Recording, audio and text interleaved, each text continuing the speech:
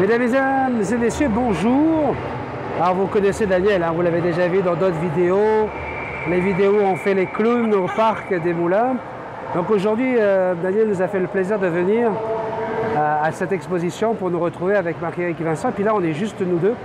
Et regardez, on a le plaisir de vous présenter 3 haras de la famille des haras. On va commencer avec un hara Hans. Vas-y Daniel, fais-nous les présentations. Ça c'est Rocco, il a 8 ans, un mâle. 8 ans, le même âge que Jackson alors. Ouais. Parfait. Ici, il ne quitte pas sa petite babane. Ça c'est Cujo. Cujo, c'est un hara sévère, hein? Oui, c'est vert. Il a présentement 9 ans. 9 ans. Wow. C'est un mâle. Alors si on va de l'âge, de leur durée de vie, Jackson serait la plus jeune. Ensuite, ça serait Rocco. Et on finirait avec Cujo. Alors regardez, c'est bien parce que là, vous avez vraiment 3 haras différents et vous pouvez voir les différences de taille entre ce hara chloroptère, ce hara sévère et ce hara Hans. Merci beaucoup, Daniel. C'est combien de temps par jour à peu près que tu passes avec tes perroquets? Parce que c'est pas les seuls que tu as, hein? Tu as aussi... J'ai 7 perroquets. C'est minimum 4 heures par jour d'interaction avec eux autres. Pas obligé de les avoir sur les autres, mais être présent 4 heures de sortie aussi. Chaque perroquet a un caractère différent? Oui.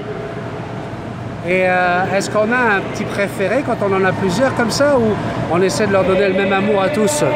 C'est sûr c'est comme des enfants. Hein? C'est sûr qu'on n'est pas supposé d'aimer un plus que l'autre, mais il y a une petite préférence. Ah, quand même, il y a une petite préférence. Au moins, tu as l'honnêteté de nous le dire. Et je sais qu'avec l'un d'eux, qui s'appelle Picasso, ça n'a pas été si facile que ça. Hein? Ah non. Picasso, ça a pris... c'est un conneur à tête bleue, qui a 15 ans quand je l'ai adopté. C'était un oiseau qui avait été maltraité. C'était un oiseau qui n'avait jamais sorti de sa cage. C'était un oiseau qui n'avait jamais volé. C'était un oiseau qui ne savait même pas si c'était un oiseau. Ah, carrément. Et alors, comment tu t'y es pris? Ça a pris combien de temps pour essayer de... Ça a pris à peu près 3 mois pour le sortir de sa cage. J'ai essayé par de force, puis ça ne marchait pas parce que tu voyais qu'il était terrorisé. Il voulait rentrer dans sa cage automatiquement parce que pour lui, la sécurité, c'était sa cage. Puis pour le sortir, j'ai laissé la porte ouverte pendant 3 mois de temps. Là, il sortait la tête de temps en temps, mais pas plus que ça. Là, il a fallu que je mette des cordages autour de la cage, qui rentrait dans la cage, qui allait sur-dessus de la cage. Une journée, après 3 mois, je pense, il a commencé à sortir par lui-même. Et depuis ce jour-là, ça fait 3 ans que je l'ai, il n'a jamais rentré dans sa cage par après. Il vit en liberté 24 heures sur 24. Mais... c'est un magnifique oiseau parce que c'est tellement de défis que j'ai eu avec. Enlever toute la crainte, il gagnait sa confiance. Il montrait comment voler, c'est pas moi qui ai montré, c'est un autre de mes oiseaux qui l'a attaqué, puis par peur, il est parti à voler la première fois qu'il volait de sa vie. Ça n'a pas été un vol réussi, mais au moins il l'a fait. C'est un très bel oiseau. Merci beaucoup Daniel pour ton témoignage. Je suis persuadé que nos abonnés vont avoir un grand plaisir à t'écouter. Et puis, si tu avais un conseil à donner aux gens par rapport au choix d'un perroquet, qu'est-ce que tu donnerais comme conseil? Pas y aller sur l'impulsivité. OK. Penser pourquoi qu'on veut un perroquet, puis savoir qu'il y a un mode de vie qui vient avec ça. OK. Très important. Donc, il faut s'attendre à sacrifier des moments, à laisser des hobbies de côté. Qu'est-ce que tu veux dire par là? Sacrifier, je dirais pas ça. C'est un mode de vie, c'est une passion. C'est pas supposé d'être pénible. Sacrifier, c'est pénible. Sacrifier, ça te plaît pas comme mot. Toi, tu veux dire que c'est un choix qu'on fait. C'est un choix qu'on fait. Okay. Puis ta question, c'était quoi? Comment on décide de prendre un perroquet? Qu'est-ce qui doit nous motiver à le prendre?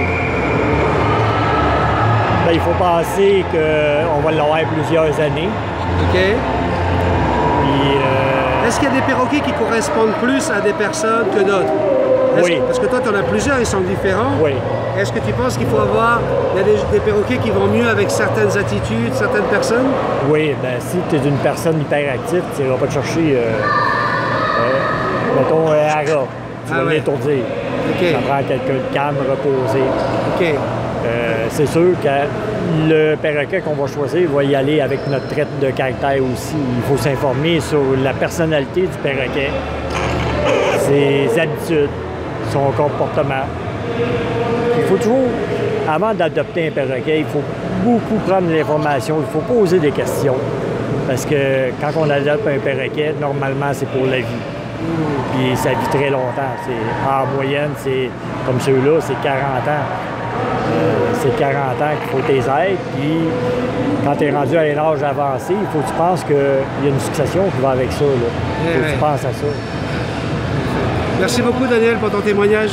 Merci à toi. Bonne journée. On se retrouve sur la chaîne Multitasman. Merci. Pour tous mes abonnés du Québec, retrouvez Daniel Brissette au Colloque Aviaire le 22 et 23 avril 2017. Sortez de votre cage et venez faire un tour au centre de loisirs La Jeunesse, au 73 78 rue La Jeunesse à Montréal. L'entrée est gratuite de 9h30 à 16h30. Nos exposants n'attendent que toi.